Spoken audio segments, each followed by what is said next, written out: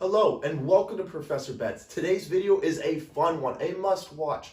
How to up your betting game, NBA Player Rebounds Edition. Long name, but very specific for great reason.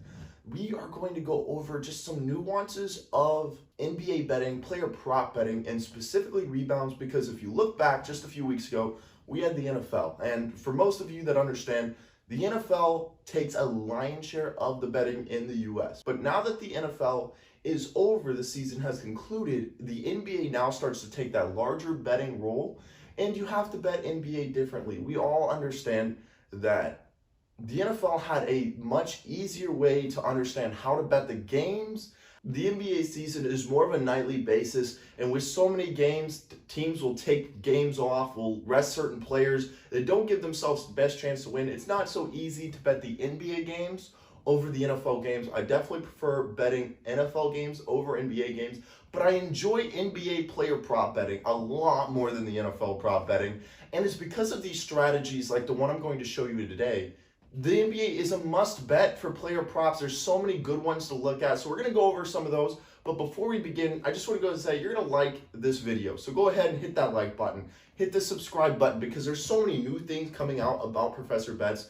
This would be the last thing that you want to miss, because you never know where we're going to go, but we are going somewhere. I can tell you I'm putting in too much work for this video, for this channel, for this not to go somewhere, and I can't exactly tell you what our content will be in the coming weeks. We're still going to do NFL stuff. We're going to do some NBA stuff. Maybe I'll throw in some baseball stuff if I get enough comments about baseball. But so far, we are doing just good betting work here, and this strategy today is going to lock in a lot of you guys to better betting. Without further ado, we're just going to go ahead and jump into our first rule of NBA Player Rebounds Edition, and it's know your targets average in rebounds and in minutes. This is important for so many situations.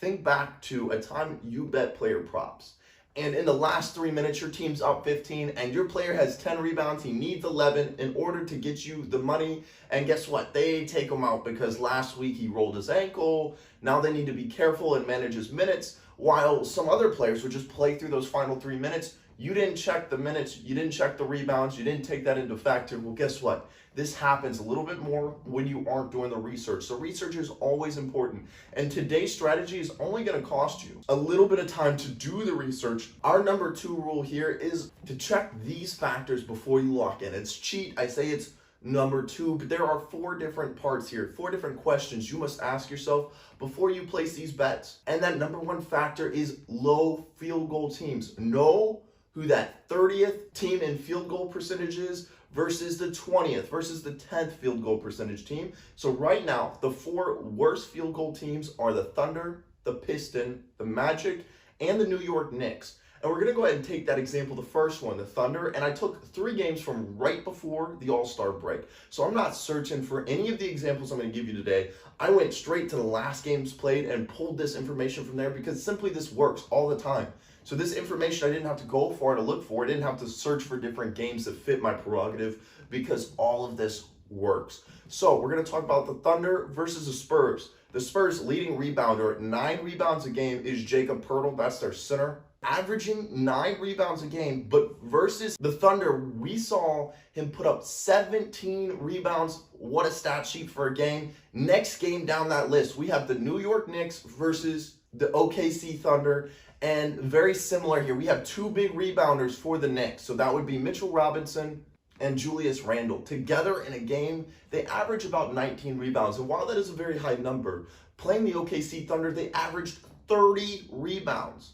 And then the next game down, we have Nikola Vucevic, once again a center for the Chicago Bulls, averaging 11.7 rebounds. I believe that's top 5, top 7 in rebounds in the league. Versus the OKC Thunder, Nikola Vucevic managed to pull in 15 rebounds. So you'll see there, I'm just using those examples, and you're seeing every game, more misses equals more rebounds for the top rebounder on a team. Now, the second factor you must look at before you place your bets is what is the gap between the first best rebounder on a team and the second best rebounder on a team. And I have a great team to talk about for an example for this. And they have a first, second, and third best rebounder.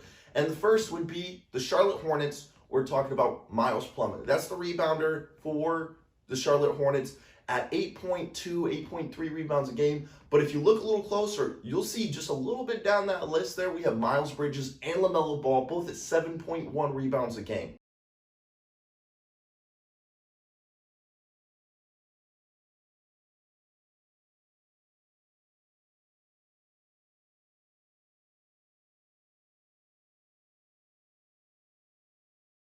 For this reason, I try to stay away from the Charlotte Hornets when it comes to betting rebounds, simply because you don't know who's going to get that extra 1 or 2 rebounds and take away from the other 2. With that much contention for rebounds, it's better just to stay away from the Charlotte Hornets. My third factor is one of the most important factors we're going to talk about today. If you take nothing else away from this, it's label your duty rebounders versus a hustle rebounder. And that's a great question. So I bought 3 examples for each of them.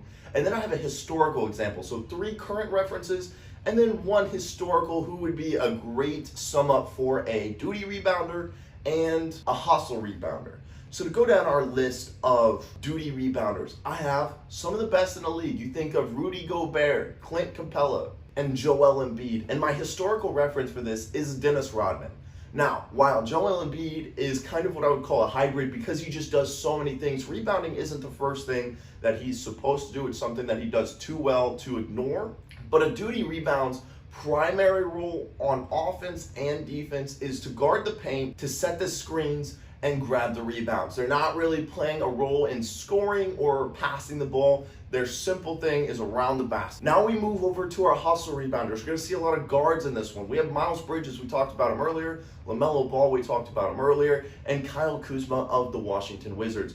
Averaging, I think, around 8 rebounds right now. Those are called hustle rebounders. My historical reference isn't as historical as Russell Westbrook is still in the league, but that is the perfect example of a hustle rebounder. Somebody that puts in a lot of energy, crashes with intensity, but isn't really the rebound guy. Now, why is it so important to label these? It's because we have a method here. And my first method is pick a good duty rebounder over a hustle rebounder anytime. But if the duty rebounder isn't elite, isn't within the top half of the league, then what you're going to want to do is you're going to want to take that hustle rebounder. I'm going to bring up some stats here that explain this a little bit more. And the perfect example for a not very good duty rebounder is Kevon Looney with Golden State. Now, the other good thing about Golden State is with Draymond Green out, they don't have a lot of hustle rebounders. So it's really left Kevon Looney as the only duty rebounder. And he has some work to do in that area. We're going to go ahead and go over the last 3 games before the All-Star break so that we can get a good understanding of what I'm talking about. We talked about Julius Randle earlier with 10 rebounds a game on average versus Golden State, though, and Kevon Looney. He grabs 16 boards. Likewise, LeBron James. LeBron James is a little bit more of a hustle rebounder. His duty is usually not rebounding. He grabs about 8 rebounds a game, which is a good amount for a player his age, size, but also his duties on the court. While he only grabs 8 rebounds a game, on average, he grabbed 16 versus Kevon Looney and the Golden State Warriors, and you're starting to see this trend here. These guys are getting huge numbers against Kevon Looney because Kevon Looney doesn't have a lot of help in the rebounding game, and he's not exactly the most gifted when it comes to rebounding, size, and so on. You take the better duty rebounder of the 2, or you take the hustle rebounders when playing a duty rebounder that just isn't one of the better duty rebounders in the league. The last factor that you absolutely must check in Rule 2 is who is your target player's opposing matchup. We just kind of talked about that a little bit with Kevon Looney. If you have Joel Embiid, Clint Capela, or Rudy Gobert going against a duty rebounder that doesn't have as much skill, well, you're going to want to eat up on Rudy Gobert, so on and so forth. The lack of shooting for a center is a large thing to take into factor whenever we're playing. With Kevon Looney not being able to shoot, that means he plays closer to the basket. That means your player is going to be on the defensive end, closer to the basket, easier box out, easier rebounds, when that is the matchup that we're seeing. And my third rule, and I know that's kind of cheating, I put 4 rules technically in 2, but hey, sue me.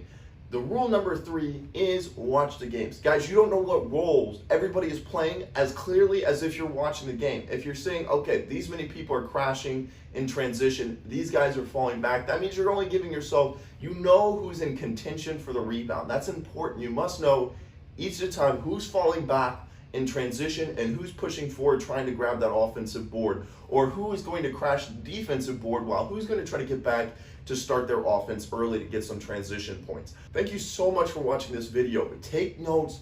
Please watch it again if you didn't understand the full concept, because it's so important. It's been making me money for so long here. Even just today, placed a bet beginning of the season after the All-Star break. I'm excited to get into the second half of the season, especially when it gets serious more down the line and closer to playoff time. There will be more videos like this. I've just got to sit down and create those, but I'm still in the NFL phase a little bit. There's a lot to talk about, but the NBA is going to be the new topic here. So if you have an NBA topic, put it down below. If you like betting NBA games, well, guess what? I do Professor Bet Shorts. That's Monday, Wednesday, and Friday. I give you 3 picks, and guess what? They're my 3 best picks, and it only takes 15 seconds of your time. So you can use one of them, you can use all 3, you can put them on a parlay. We've had really good weeks, 8 of 9, 9 of 9, you've heard of it. So go ahead, check those out as well if you enjoyed that. If you want to see content that you haven't seen so far, ask in the comments. Let me tell you guys, I'm here for you. I work for you guys. So you guys tell me what you want, and I'll make sure it happens. With that being said, make sure you're liking, make sure you're subscribing. Thank you so much for watching this video, and you guys have a wonderful day.